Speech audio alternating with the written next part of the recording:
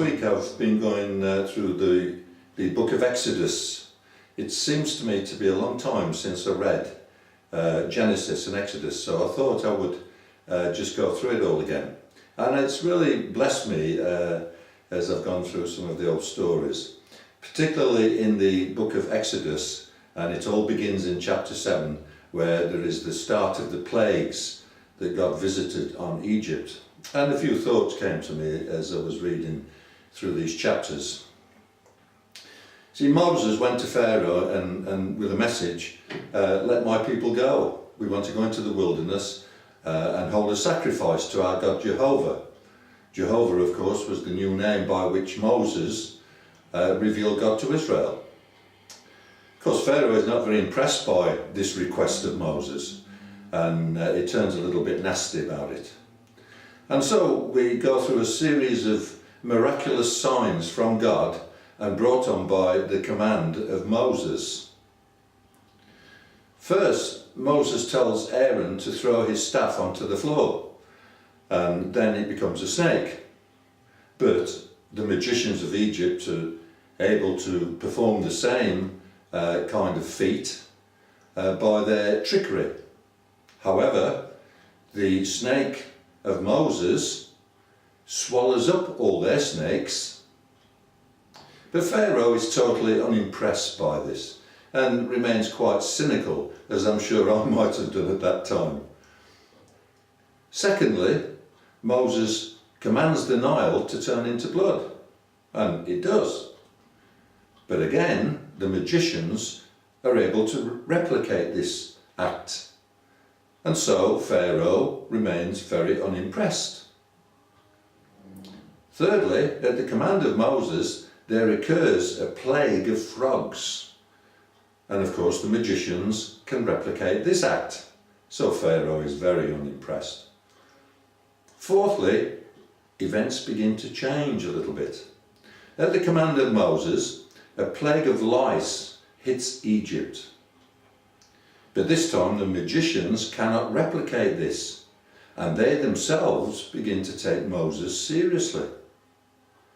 And they even warn Pharaoh also to take Moses seriously, because by now the magicians recognize that there is a little bit more to this man than mere magic or trickery. Now God introduces a new and distinctly different kind of action.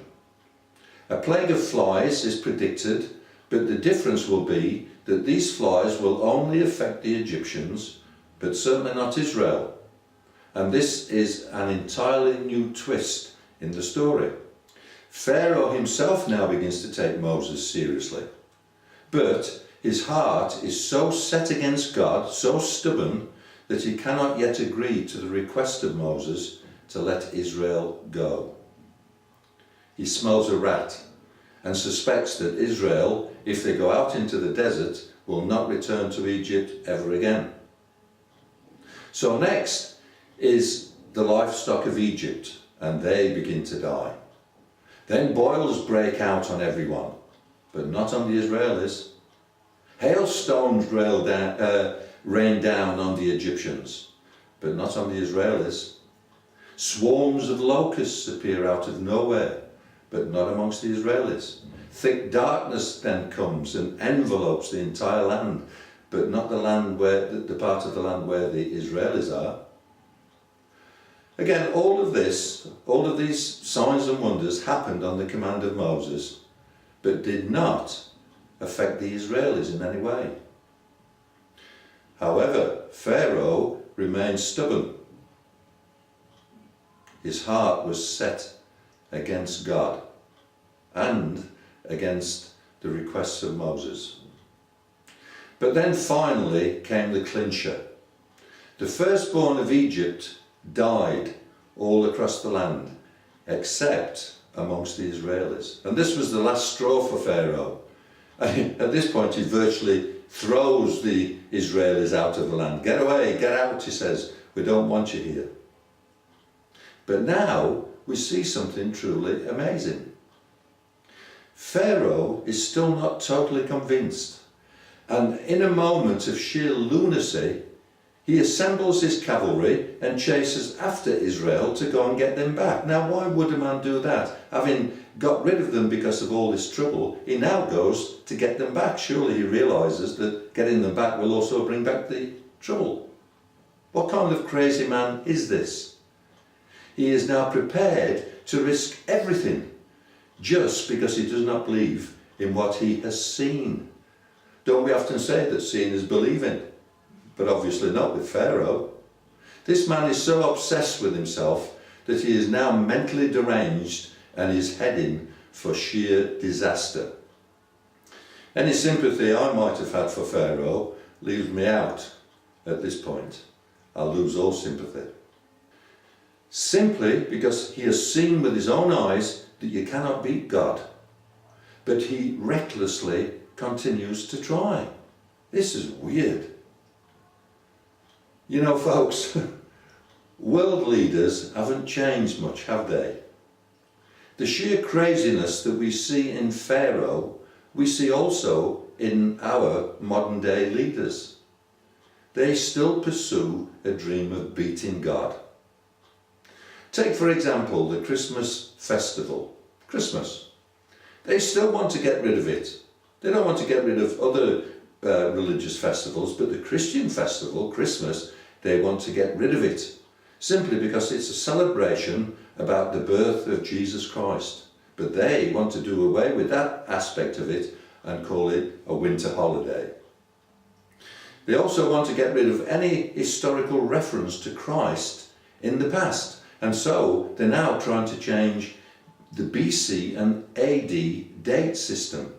They want to introduce BCE, which means before Common Era. What's common? What is the Common Era? And also ADE, after Common Era. So what is this Common Era? They're really just trying to get rid of all evidence of Jesus Christ. They want to teach it out of people, eradicate the memory of Jesus Christ from off this earth. They want to change Christian morality to an anything goes type of morality. Let me ask you a question. If we get rid of Christian morality, where is the bottom line? Where do we draw the line? After all, paedophiles can come along and say, well, we also have a right to our kind of sex. We are genetically built this way and we have rights. And if we don't give them those rights, why not? Who decides what is right and wrong anymore? Without a yardstick to measure with, who can say what is right or wrong? And you know, folks, our yardstick has always been the Bible, and the Bible is the only reliable yardstick to measure with.